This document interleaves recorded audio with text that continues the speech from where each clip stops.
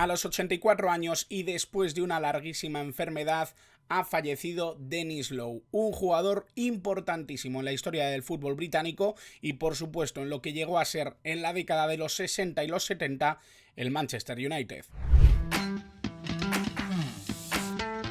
Muy buenas a todos y bienvenidos a un nuevo vídeo del canal, bienvenidos a un nuevo vídeo que tenía que hacer, un vídeo obligatorio porque hay que hablar de Denis Law, un futbolista imprescindible escocés, uno de los mejores referentes del gol en las Islas Británicas, un futbolista excepcional, un jugador tremendo que estuvo en grandes clubes en Inglaterra a lo largo de su carrera y que por supuesto tenemos que abordar precisamente desde este espacio dedicado al fútbol histórico que es Ring Café dentro del canal.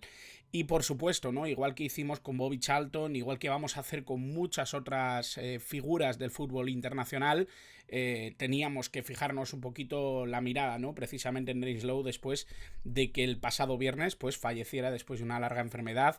Él nació en febrero de 1940, un jugador que ya cumplía los 84 años y que precisamente a menos de un mes de su cumpleaños, de los 85 que hubiera cumplido en febrero de 2025, ha fallecido el último que nos quedaba de la United Trinity, ese trío que consiguió que el Manchester United en la década de los 60 y de los 70 pudiera volver, ¿no?, al lugar donde parecía que lo iban a poner precisamente esos locos increíblemente buenos, ¿no?, que perdió el Manchester United en el accidente aéreo de Múnich. Así que generación súper importante, una década súper importante también por todo lo conseguido, sobre todo a finales de los 60 por parte del Manchester United, y obviamente Denis Law tuvo una gran participación dentro de todo lo que significó ese Manchester United. Así que hoy vamos a intentar entender un poquito mejor por qué es importante la figura de Denis Law. Yo entiendo que muchos de los que estáis aquí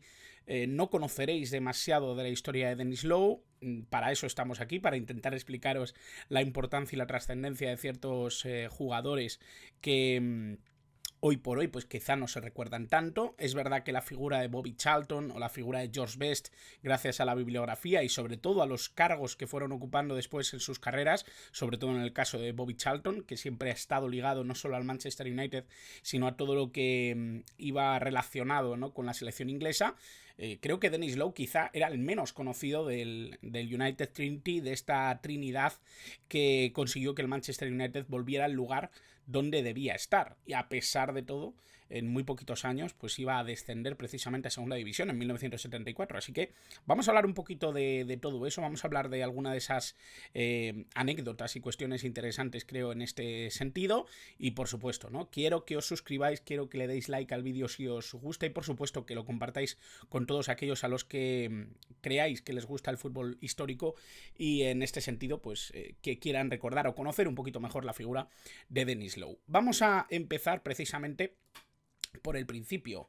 Denis Law es un jugador escocés, él es internacional por Escocia, además uno de los más grandes goleadores en la historia de Escocia. Luego veremos un poquito el tema de estadísticas, pero aquí lo vemos precisamente en Huddersfield, su primer club. Él es descubierto a los 14 años por un ojeador, él lo encuentra jugando en las calles y se da cuenta de que tiene una agilidad, una velocidad, una capacidad para golear increíble, ¿no? Un futbolista con una potencia además de fuego increíble, un jugador que a pesar de lo endeble que parece termina siendo letal, y muy jovencito, con 14 años, se lo lleva a hacer una prueba al Huddersfield United, un club que hoy por hoy sigue jugando en las primeras categorías profesionales del fútbol inglés, un equipo además con cierto recelo. Acepta a Denis Law, a pesar de que dicen que parece un jugador endeble, un jugador flojo, un jugador de los típicos que estarían más en una biblioteca que en un campo de fútbol, pero enseguida se dan cuenta, ¿no?, de la trascendencia y de la importancia que tiene este jugador, de lo importante que puede ser para el club, y con 16 añitos debuta con el Huddersfield. Él tiene un rapidísimo ascenso, tiene una explosión muy rápida en cuanto al generar de su fútbol, y eso le lleva precisamente a sus dos primeras aventuras de primer nivel, por así decirlo. Primero con el Manchester City, con quien logra unos números bastante llamativos, y después con el Torino. Es curioso, ¿no? Porque precisamente su primer momento, ¿no?, con el fútbol de élite no es precisamente en la parte roja de Manchester, sino en la parte blue, en la parte sky blue. Lo hace con el Manchester City, ese debut, por así decirlo, entre los grandes equipos de Inglaterra. Lo hace precisamente en el equipo en el que terminará su carrera, luego hablaremos de ello.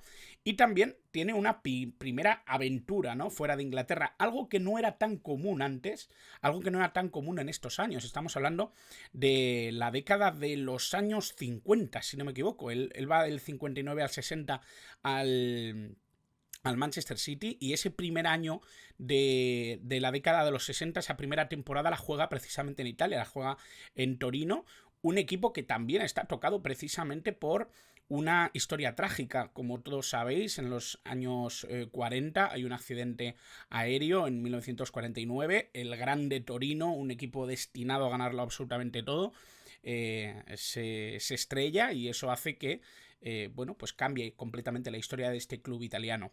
Eso hace, por supuesto, que tenga especial trascendencia su siguiente paso, porque después del Torino, Matt Busby se fija en este delantero que está consiguiendo muy buenos números. Ya los había conseguido en el Huddersfield, lo hizo también en el Manchester City y lo hizo también en esa pequeña etapa en Italia, aunque no fue tan llamativa como probablemente todos esperaban. Pero Matt Busby se fija en él, quiere reconstruir su equipo, quiere hacer un equipo ganador, quiere conseguir una generación de jugadores tan brillante como la que tenía precisamente a finales de los años 50, cuando ocurre ese desastre de Múnich en 1958, y empieza a fichar jugadores, empieza a conseguir grandes estrellas.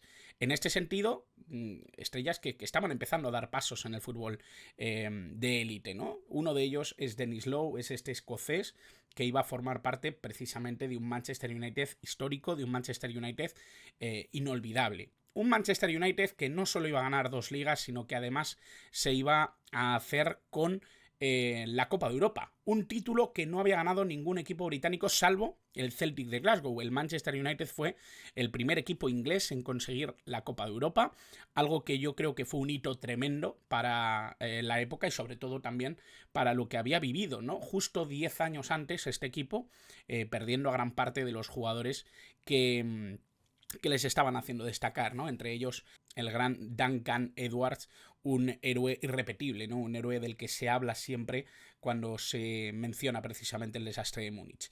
Hablando precisamente de algunos de esos jugadores destacados dentro del equipo que se estrelló en Múnich, hay que hablar de Bobby Charlton y hay que hablar de lo que supuso también para este equipo y de lo que de alguna manera empezó a construirse en torno a la figura de Denis Law, un grandísimo jugador, a la figura de George Best, un extremo endiablado, una capacidad ofensiva increíble, un 1 contra 1 demoledor, y por supuesto el cerebro de ese trío, ¿no? de esa Trinity, de esa United Trinity que precisamente decora, ¿no?, en los alrededores de Old Trafford esa historia, ¿no?, que merece ser contada, de estos 3 jugadores que fueron tan importantes dentro de la historia de un Manchester United renovado. Precisamente aquí abajo, ¿no? No lo veis porque está mi cámara, pero ahí está Ferguson, Fergie, y justo aquí vemos a Denis Law y a Bobby Charlton presentando precisamente esta escultura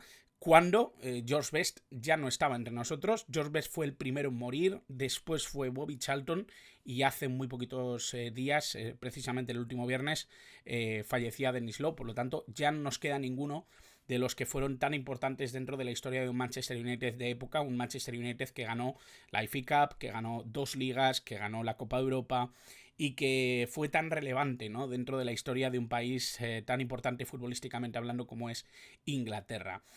Aquí lo vemos precisamente en su siguiente etapa, en 1971, me parece, 71-72, creo que es cuando marcha precisamente de nuevo al Manchester City. El Manchester United ya no está en su mejor momento, de hecho está empezando a tambalearse un poco su situación, sus circunstancias. Él vuelve al Manchester City sabiendo que podía dar todavía un par de años de fútbol. Él apenas está una temporada completa con el Manchester City, pero es lo suficiente como para poder hacer relevante su paso por el conjunto Citizen. Aquí lo vemos con dos figuras muy relevantes también para la historia del Manchester City en esta época, en esos principios de los años 70. Ahí está Marsh, ahí está Colin Bell, y a la derecha del todo vemos a Denis Law. Un Denis Law que quizá la tragedia de que fuera el responsable de echar al Manchester United a la segunda división ha perseguido toda su vida, y a pesar de eso yo creo que los seguidores del Manchester United le perdonaron absolutamente todo. De hecho, es un gol que él marca de espuela, ahí lo vemos, precisamente con el 10 en la camiseta. Acaba de rematar un balón que supera al portero del Manchester United, aquí está entrando ya el balón en la portería. Bueno, nada más marcarlo supone la eliminación de... el descenso del Manchester United a segunda división. Marca un gol súper trascendente para su equipo, porque para el Manchester City yo creo que tuvo que ser muy especial, no solo para el propio equipo, como también para la afición, el poder mandar a segunda división a tu máximo rival, al Manchester United, al equipo vecino. Pero obviamente, ¿no? Dentro de la cabeza de Denis Law era una tragedia absoluta. Era cumplir con su objetivo como delantero, pero a la vez era hundir en segunda división al equipo que le había dado tantísimo, ¿no? El equipo de su corazón y el equipo de su vida. Es algo que obviamente tuvo que ser muy duro. Él marca el gol, no lo celebra. Todos los compañeros van a abrazarle, a taparle, a cubrirle con cariño, ¿no? Porque en el fondo era un gol súper trascendente para el City, pero él no lo celebra y pide ser sustituido. De hecho, se va del campo prácticamente de inmediato. Por lo tanto, es una situación entre lo amargo y lo feliz, y algo que precisamente representa la virtud goleadora de un futbolista que no solo en los clubes sino también en su selección fue súper trascendente gracias al gol, que era lo que llevaba inscrito en sus botas. Unas botas que, por cierto, las primeras que usó en toda su carrera fueron prestadas. Él era de una familia muy humilde y no había podido comprarse unas botas ni siquiera para su debut en el Huddersfield United. 91 partidos, 19 goles los que jugó precisamente en el conjunto azul y blanco. En el Manchester City, en el conjunto Citizen, 79 partidos, 37 goles en ambas etapas. En el Torino, 28 partidos, 10 goles, unas cifras más humildes que lo que se podía esperar en ese momento probablemente en la carrera de Denis Law, pero sobre todo, ¿no?, esa etapa en el Manchester United que, como sabéis, cierra su carrera en el City, pero hemos contabilizado todo en ese segundo paso. El Manchester United consigue 404 partidos, 237 goles, cifras increíbles para poder medir lo que fue Denis Law a nivel goleador, a nivel estadístico y sobre todo a nivel de importancia dentro de un club como el Manchester United.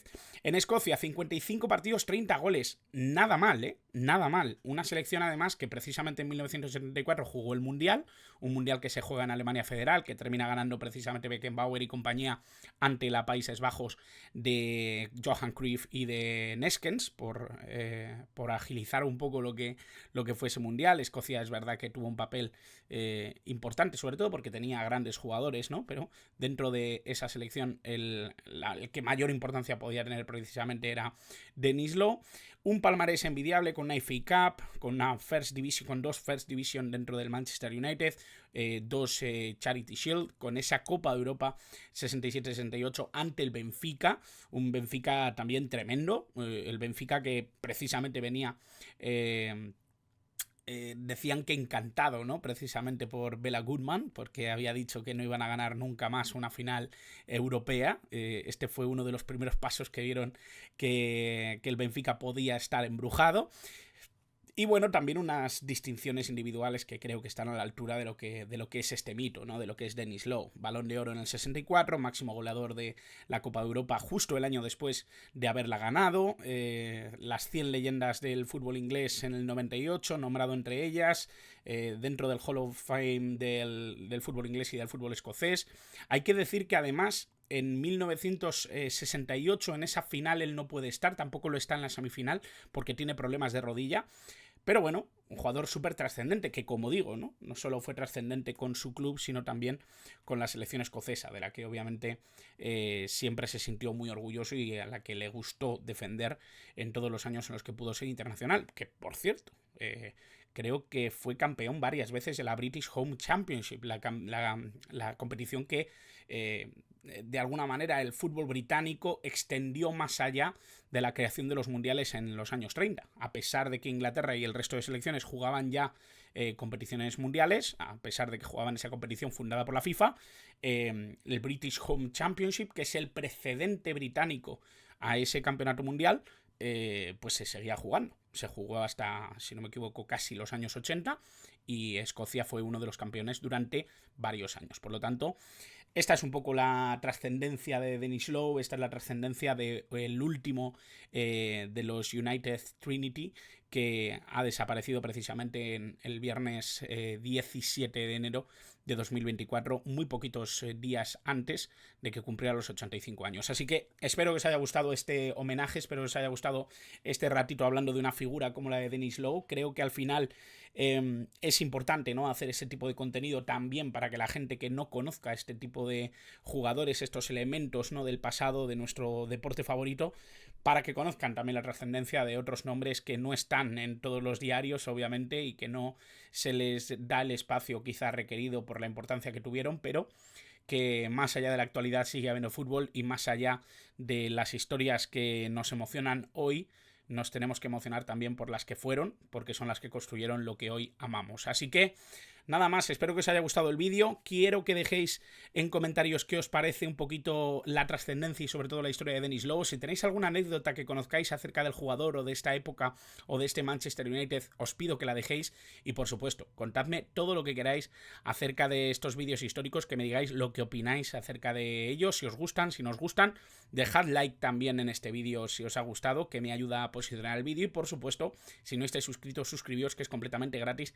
Y así, si dais a la campanita, estáis enterados de todo lo que voy subiendo. Así que nada más, hasta el próximo vídeo y muchas gracias como siempre por estar al otro lado.